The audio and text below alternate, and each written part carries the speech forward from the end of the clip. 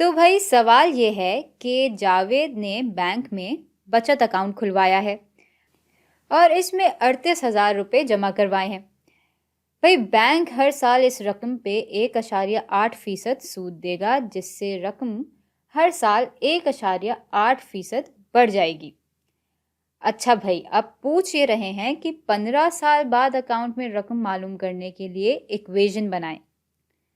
तो चलें तसल्ली से ज़रा सोच लेते हैं पहले इस सवाल के बारे में। तो भाई जो इब्तिदाई रकम है उसको हम किस तरह से दिखा सकते हैं? भाई शुरू में हम 38,000 रुपये डाल रहे हैं और इस वक्त को हम कह देते हैं कि ये 0 साल की बात हो रही है, क्योंकि भाई अकाउंट में पैसे अभी अभी डाले गए हैं तो 1 साल भी अभी तक नहीं गुजरा। और अब देखते हैं कि 1 साल गुजरने पे क्या होता है। तो भाई 1 साल बाद हमें पहला सूद तो मिल गया है और वो जो इजाफी रकम है वो बराबर है हमारी इब्तिदाई रकम के 1,8% के। तो 1 साल बाद कुल रकम बराबर हो जाएगी 38,000 जमा 38,000 ज़रब 1,8 के। अब डेसिमल में 1,8% बराबर हो जाता है 0,018 के।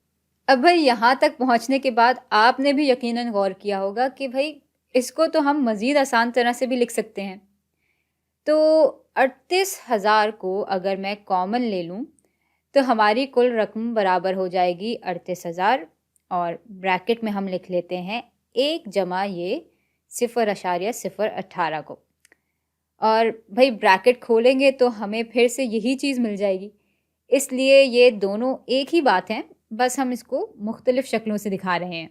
तो अच्छा, अब ज़रा हम ब्रैकेट में जो इक़दार हैं उनको जमा कर लेते हैं। तो कुल रकम बराबर हो गई 38,000 ज़रब 1,018 के।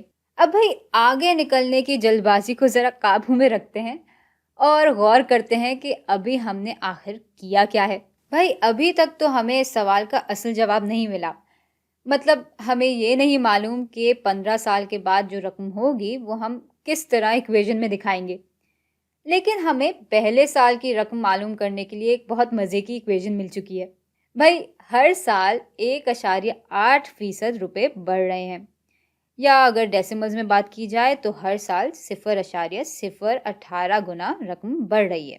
और इसका मतलब जैसा कि हमने देखा है ये है कि हमारी बुनियादी रकम तो है ही है और इसमें हम मज़ीद जमा कर रहे हैं बुनियादी रकम का 1,8%।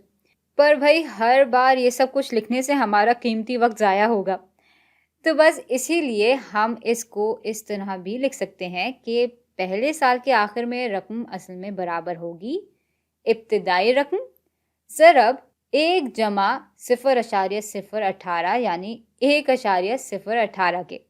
लेकिन भाई दूसरे साल के आखिर में क्या होगा? अब दूसरा साल शुरू तो इस रकम से होगा जो कि हमारे पहले साल के आखिर में होगी, और इसको तो बस हमने अभी अभी निकाला था। तो ये बराबर है 38,000 ज़रब 1,018 के।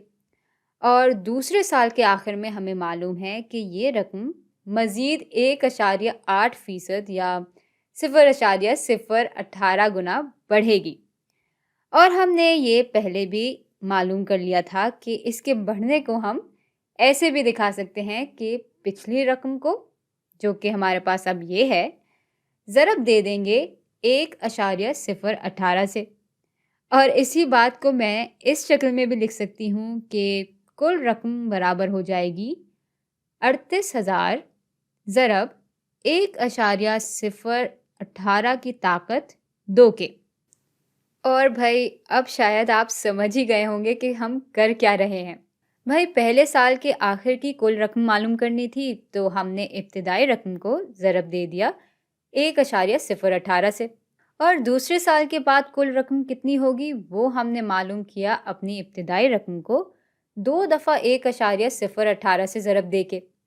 और इसी तरह 15 साल के बाद हम अपनी कुल रकम ऐसे मालूम करेंगे कि हम इब्तिदाई रकम को 15 दफ़ा ज़रब दे देंगे 1,018 से।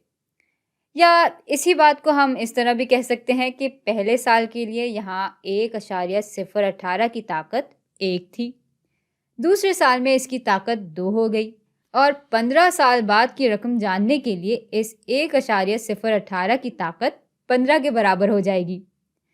तो चलें ये लिख लेते हैं। 15 साल में रकम बराबर हो जाएगी हमारी इब्तिदाई रकम, जो कि बराबर है 38,000 के, ज़रब 1.018 की ताकत 15 के। और भाई इसी पूरी चीज़ को हम कंपाउंड ग्रोथ भी कहते हैं। यानी इस सिलसिले में बुनियादी रकम के ऊपर सूद नहीं होता, बल्कि हर साल बढ़ी हुई रकम पे मज़ीद सूद मिलता रहता है। तो भाई ये थी सारी कहानी।